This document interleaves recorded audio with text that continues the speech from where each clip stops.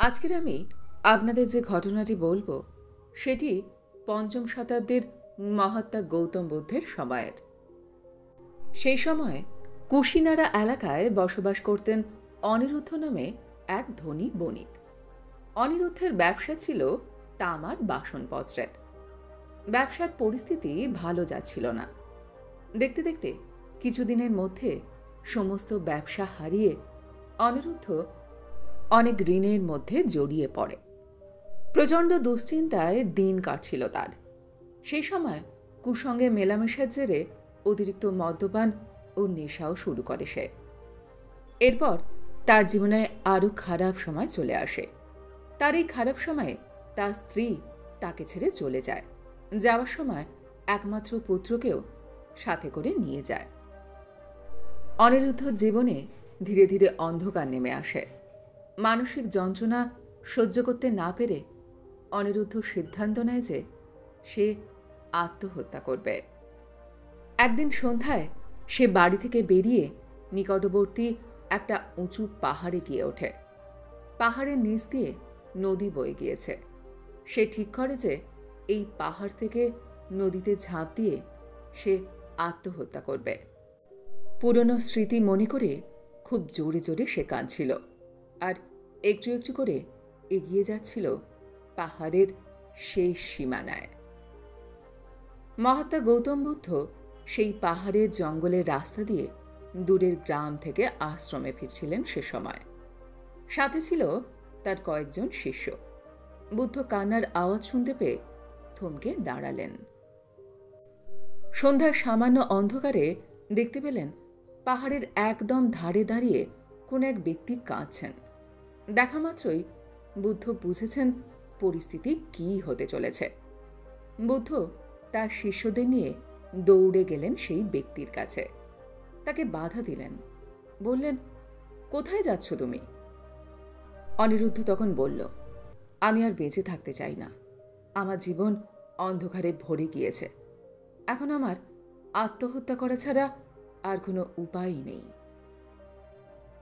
বুদ্ধ শান্তভাবে বললেন, নিজেকে শেষ করে দেবার আগে আমার দুটো ছোট প্রশ্নের উত্তর দিয়ে যাও। অনিরুদ্ধ তখন বলল, বলুন, আপনি কি জানতে চাইছেন? মহাত্মা জিজ্ঞাসা করলেন, কেন তুমি আত্মহত্যা করতে চাইছ? অনিরুদ্ধ কান্নায় ভেঙে পড়ল এবং কাঁদতে কাঁদতে বলতে লাগল, আমার জীবনে এক মুহূর্ত সুখ নেই। সব ব্যবসা নষ্ট হয়ে গিয়েছে। আমি এখন অনেক অর্থের ঋণী। আমার স্ত্রী সন্তান আমাকে ছেড়ে চলে গিয়েছে। আমার জীবন বর্তমানে সম্পূর্ণ অন্ধকার। আমি বাঁচতে চাই না এই কষ্টের মধ্যে। তখন গৌতম বুদ্ধ পুনরায় প্রশ্ন করলেন, এখন তোমার জীবনে দুঃখ, কষ্ট, অন্ধকার, কিন্তু তুমি কি নিশ্চিত যে পূর্বে তোমার জীবনে সুখ, শান্তি আর আলো ছিল? অনিরুদ্ধ তখন বলল, সেভাবে নিখুঁত বিচার করতে গেলে পূর্বে আমার অনেক অর্থ সম্পদ ছিল, তাই আমি সুখী ছিলাম। আমার সাথে আমার পরিবার, বন্ধু বান্ধব ছিল। নিজেকে রাজা মনে হতো। যা ইচ্ছে তাই উপভোগ করতে পারতাম। বুদ্ধ বললেন, হে বৎস, তুমি নিজেই জানো না জীবনের সেরা সুখ কেমন। আমি তোমাকে পৃথিবীর সেরা সুখের সন্ধান দেব। আবারও তুমি তোমার পূর্বের চাইতেও অনেক গুণ বেশি ধনসম্পদ পাবে। অনিরুদ্ধ তখন মহাত্মা গৌতম বুদ্ধের কথায় আশার আলো খুঁজে পেল। বুদ্ধকে জিজ্ঞাসা করল, কিন্তু পৃথিবীর সেরা সুখ কিভাবে পাব? বুদ্ধ তখন বললেন, এখন তুমি বাড়ি যাও। আগামীকাল সকালে আশ্রমে এসো। আমি তোমাকে সেই সেরা সুখের সন্ধান জানাব। এরপর অনিরুদ্ধ কান্না থামিয়ে বাড়ি ফিরে গেল। অন্যদিকে বুদ্ধ তার শিষ্যদের নিয়ে আশ্রমে ফিরে গেল। পরের দিন খুব সকালে অনিরুদ্ধ বুদ্ধের আশ্রমে গিয়ে দেখল বুদ্ধ একটা বিরাট বটবৃক্ষের নিচে বসে আছেন। সামনে 4 জন শিষ্য বসে আছে। মাঝের আসনটি ফাঁকা। বুদ্ধ বললেন, অনিরুদ্ধ, তুমি মাঝের আসনে বসো।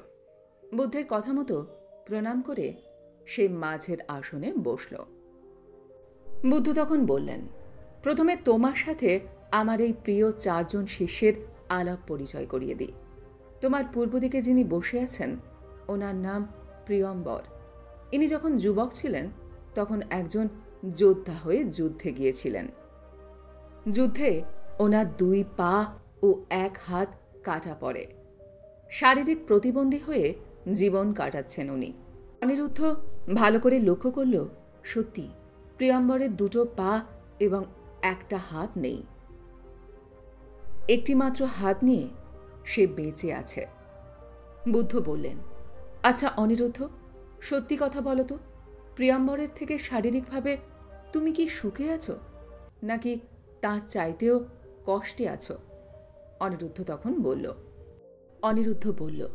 বুদ্ধ, আমি প্রিয়ম্বরের থেকে 100 গুণে শারীরিকভাবে ভালো আছি এবং সুখে আছি।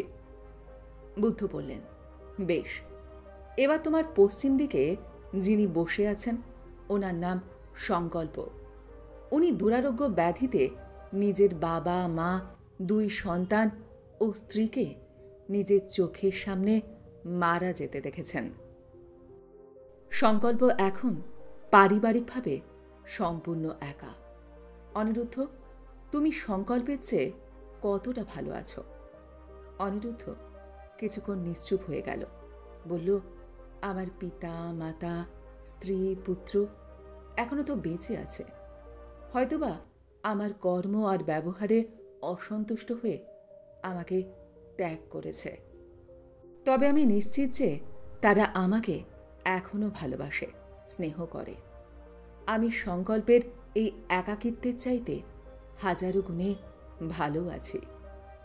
বুদ্ধ মৃদু হাসলেন, বললেন, এবারে তোমার উত্তর দিকে যিনি বসে আছেন, ওনার নাম উজ্জানন। উনি তোমার চাইতেও 10 গুণ অর্থরাশিতে বড় বণিক ছিলেন। মধ্যবয়সে অতি লোভ, লালসা আর কামের প্রভাবে সমস্ত ধনসম্পদ হারিয়ে শেষে রাজপথে ভিক্ষা করেছেন। দীর্ঘদিন না খেয়ে দিন কাটিয়েছেন। এখন উনি বৃদ্ধ। প্রায় ওনার আর ভুল সংশোধন করে পুনরায় ব্যবসা নির্মাণ করা সম্ভব নয়। অনিরুদ্ধ, তুমি কি উজ্জাননের চেয়েও খারাপ পরিস্থিতিতে আছো? অনিরুদ্ধ আবারও মাথা নিচু করে নিশ্চুপ হয়ে থাকল কিছুক্ষণ। ধীরে ধীরে বলল, আমাকে আরও উদাহরণ দিয়ে লজ্জিত করবেন না। আমি বুঝে গিয়েছি আমার চিন্তাভাবনাই ভুল। আমার এখনো অনেক সময় আছে নিজেকে সংশোধন করার আর ব্যবসায় নিজেকে নতুন করে প্রতিষ্ঠা করার। বুদ্ধসহ 4 শিষ্য হাসলেন।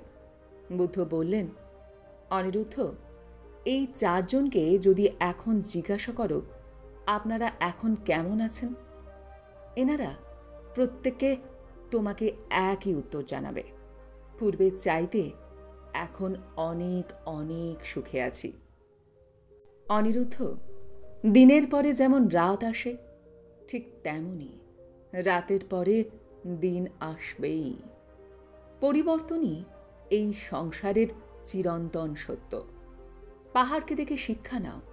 দেখো পাহাড় কেমন রোদ ঝড় সহ্য করে আবার বসন্তের স্নিগ্ধ রাত আর বৃষ্টির পরশ উপভোগ করে।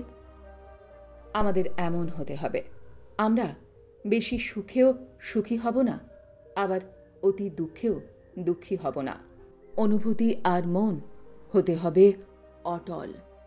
তুমি তোমার পূর্বের কৃতকর্মের ভুল কি কি ছিল সেগুলো নিজের সাথে বিশ্লেষণ করো, সংশোধন করো সেই ভুল। দুশ্চিন্তা নয়, নিয়ন্ত্রণ করো নিজেকে আর নিজের চাহিদাকে। তোমার হাতে এখনো অনেক সময় আছে। তুমি নিশ্চয়ই ঘুরে দাঁড়াবে আর তোমার পরোপকারী স্বভাবের আর সুব্যবহারে তোমার প্রিয়জনেরা ফিরে আসবেই। আসলে আমরা নিজেরাই জানি না আমরা কি চাই। নিজেদের অলীক কল্পনা আর চাহিদাকে জড়িয়ে ফেলি এই জীবনের সাথে। তা যদি পূরণ না হয় তবে নিজেকে দুঃখী মনে করি আর দিন রাত দুশ্চিন্তা করি। আমাদের আরেকটি জটিল ব্যাধি হল অপরের পরিস্থিতির সাথে নিজেকে তুলনা করা। ওনার 100 হাত জমি থাকলে আমার কেন 80 হাত জমি থাকবে? ওনার কাছে 100 টাকা অর্থরাশি থাকলে আমার কাছে কেন 90 টাকা থাকবে? নিজেকে অন্যদের সাথে তুলনা করতে করতে মস্তিষ্কে জটিল অঙ্ক আমরা তৈরি করি আর রাত দিন দৌড়তে থাকি সেই অলীক কল্পনার পিছনে। আমরা ভাবি ওটা হাসিল করতে পারলেই বুঝি সুখে থাকব। যদিও তা হাসিল হয়, তখন আবার সামনে নতুন তুলনা চলে আসে, আবার দৌড় শুরু। সারা জীবন দৌড়াতে দৌড়াতে জীবনের শেষ দিনে এসে দেখি আমার সময় শেষ। আসল সুখ আর দেখাই হলো না। তাই নিজের সাথে অন্যকে তুলনা করবে না। তুলনা যদি করতেই হয়, তবে তোমার সমতুল্য সমস্যায় যারা আছেন তাদের সাথে তুলনা করো। তাতে সমস্যা এক মুহূর্তে হারিয়ে যাবে। সুখ না বাইরে থাকে, না আমাদের ভেতরে থাকে। সুখ এমন একটা জিনিস যা আমরা আমাদের চিন্তাভাবনার মাধ্যমে তৈরি করি। তোমার চিন্তাভাবনা কতটা সঠিক তার উপরে নির্ভর করবে তুমি কতটা সুখী। দেখো, কেউ কেউ বৃক্ষতলে মহা সুখে রাতে ঘুমোয়, আবার কেউ কেউ রাজপ্রাসাদে স্বর্ণ পালঙ্কে শুয়েও সুখ পায় না, তার ঘুম আসে না। তাই তুমি নিজেই ঠিক করবে তুমি কিসে সুখী। আর যদি চির সুখী হতে চাও, তবে এই জীবনে কামনা বাসনা মুক্ত করো, নিজেকে বন্ধন মুক্ত করো। দেখবে তোমার কাছে যা আছে সেটাই অনেক বড় বলে মনে হবে। জীবনে সত্যের সন্ধান করো, তবেই চির সুখী হবে। অনিরুদ্ধ মহাত্মা গৌতম বুদ্ধের চরণে লুটিয়ে পড়ল। জীবনে এই প্রথমবার বেঁচে থাকার স্বাদ অনুভব করল। বলল, গুরুদেব, আপনি আমার চোখ খুলে দিয়েছেন। এতদিন আমি সুখ মানে শুধু রাশি রাশি অর্থ, সংসার, কামনা, বাসনা আর যৌনতাকেই বুঝতাম।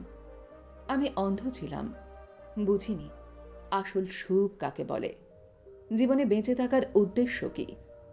আজ আপনি আমাকে তা সহজেই বুঝিয়ে দিলেন। গুরুদেব, আমাকে আপনার শিষ্য করে নিন। আমি আজ থেকে নতুন জীবন গড়ব, নতুন করে আবার বাঁচব। আমি চিরসুখী হব।